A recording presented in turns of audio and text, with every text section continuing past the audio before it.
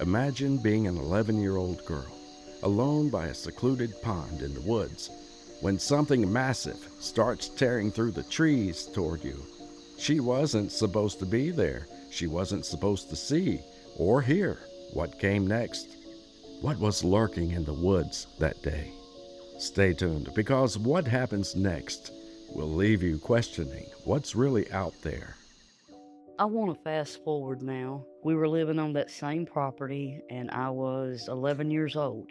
We had a pond about 150 yards behind the house. It was tucked into the woods a little bit.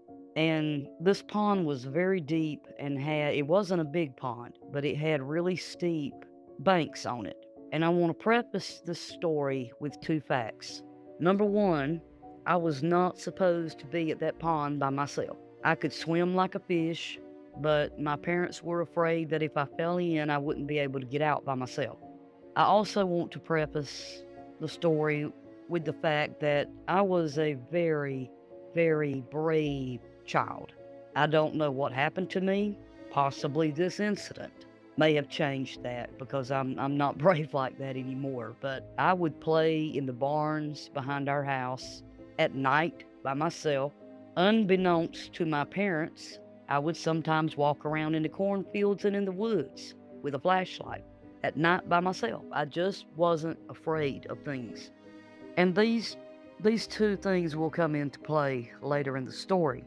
This one particular day, it was in the summertime, and my dad and brother were gone for the day. They were going to be back after dark. And my mother was busy doing housework.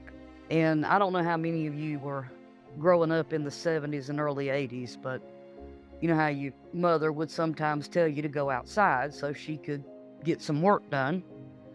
And that's, my mother told me, I needed to go outside for a couple of hours. She had a lot of housework she wanted to do and didn't want me in her way. So I go outside to play and I'm bored out of my mind. And I thought, I'm going to go out to that pond. If I only stay for an hour, she'll never know. I'll come back before she's finished with her work. And even if she looked out the back windows, she wouldn't have seen me. It was a small house. There was only 4 windows in the back. And the barns we had, the big barns we had in the backyard, obscured your view from this pond. So she would have never known. So I grabbed an old cane pole. My dad had a bunch of cane poles in the barn. And every time he took us fishing out there, he would give us a mason jar and have us to collect some crickets. We had a lot of big rocks out in the backyard, and if you turned those rocks over, 9 times out of 10, there was going to be some of those small black crickets down there. Of course, you had to be careful. There were also spiders and other critters, but we could always find some of those little black crickets. And the brim ate them up. And that pond, like I said, it was not very big. It was deep, but it was not very big. And the only fish we ever caught out of there was small brim, probably the size of your hand. But as an 11-year-old child, that was exciting to me. Fishing was my favorite thing to do. So I grabbed the pole and got me some crickets and headed off out there. Well, I had a cat, an outdoor cat. My parents would not allow animals in the house. This cat was about 6 years old, and she was more like a dog than a cat. She was very protective of me and followed me everywhere I went. She was always with me. So, now let me say, this pond, you had to go into the woods just a little bit, not far at all. And you could only fish one side because the rest of the woods were too thick. And on the other side of this pond, if I'm standing there fishing, facing the pond, my house would be to my back. And straight across from me, on the other side of the pond, were these huge mounds of dirt. I mean, like 15 foot high. So you could only see, if you look straight across there, you could only see the top halves of the trees on the other side. And it was mostly pines, not huge pines, but normal size. The trunks were like double the size of a basketball, normal size pines, but you could only see the top half. Those mounds of dirt were so high that if there were people over there, or even somebody 10 foot tall, you would not be able to see them because of that dirt. So I go out there on this day, perfectly sunshiny day, very still, very hot, no breeze blowing, nothing. And I've been out there multiple times with my dad and brother, but I had never been out there alone. But like I said, I was a very brave child. I was not in the least bit afraid to go in there. So I'm standing there fishing. My cat's beside me, and I'm getting bites, but I'm not really enjoying myself because something's wrong that I couldn't put my finger on. And as an adult looking back on it, it was a feeling of foreboding. But an 11-year-old kid don't know what the word foreboding means and doesn't understand the feeling. To me, at that age, I was just afraid and I did not know why. I had no clue. And I was actually thinking to myself, why are you scared? What's wrong with you? You've been in these woods at night. What is wrong with you? I just, I didn't understand. And then I did realize the forest, the woods were completely silent.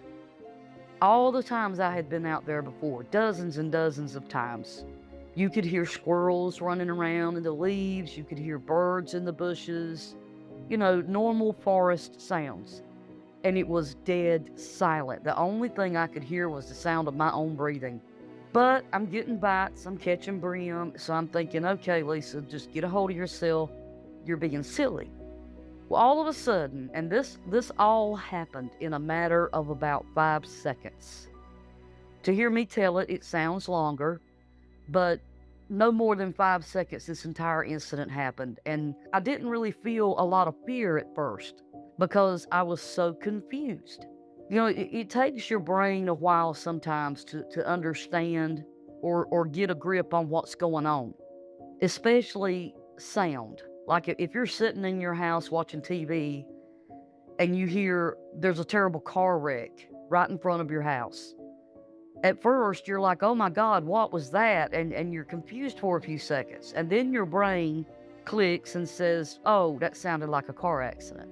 Well, that's kind of how this was. It all happened so fast, and I was so confused that it took a few seconds for me to actually feel fear. I heard what sounded like a bulldozer coming through the woods towards me on the other side of those big mounds of dirt. Whatever it was, I don't remember hearing actual footfall. It's been a long time ago. I just remember it sounded like a bulldozer. Something huge was coming. And the trees were even swaying, kind of back and forth. Like whatever was coming through there was so big, it was swaying the trees. A second later, I saw movement out of my peripheral. I looked down and my cat was gone. I turned around and she was already more than halfway to the barns. And to this day, I have never seen any kind of animal move that fast. That cat was in the wind. She was gone. She was not staying with me. She was out of there. In the next second, while I'm looking at my cat, I hear the unmistakable sound of fresh wood cracking. That long cracking sound. If you pick up a dead branch and you break it, it's just kind of like a thud. If you break a fresh wooden branch, that cracking sound goes on for a while if it's fresh. And this was the sound of fresh wood breaking. I turned back around just in time to see an entire tree come down. An entire large pine tree just came down. And that did it for me. That snapped me out of my daze, my confusion. I dropped everything and I took off. And I was a skinny little kid. I was fast. But on that particular day, I probably could have outrun Carl Lewis. I was flying. And I never told anybody. I never told my mom, never told my dad or my brother, because once again, you got to think like an 11-year-old kid. Your biggest concern at that age is you don't want to get in trouble. And I knew I wasn't supposed to be out there alone. I'd be in trouble. I had been told multiple times to never go out there alone because of the banks of were too steep, and my parents were afraid I wouldn't be able to get out if I fell in. So I thought, I can't tell anybody because I'll be in trouble. So I kept my mouth shut. Well, a couple of days later, I thought the weekend was coming, and I thought, if my dad notices that one of his cane poles is gone, and if he finds it at that pond, he's going to know that I went out there alone. So I've got to go get it. So I did. I got up the courage to walk back out there. My cat followed me about halfway. You had to go all the way across my backyard and all the way across a large field. And there was nothing planted in that field. It was always dirt. And on the other side of that field was the pond, about 20 yards into the woods. She followed me about halfway, and then she wouldn't go any further, and I was very nervous. But once I got there, I realized that the entire feel of the place was different. It didn't seem scary anymore. I could hear the squirrels, I could hear the birds, the normal forest sounds that you always hear. It just didn't have that same feel to it. But I still didn't tarry. I picked up my stuff, my pole, and headed back to the house. I didn't run, but I did look over my shoulder multiple times. And I had no idea.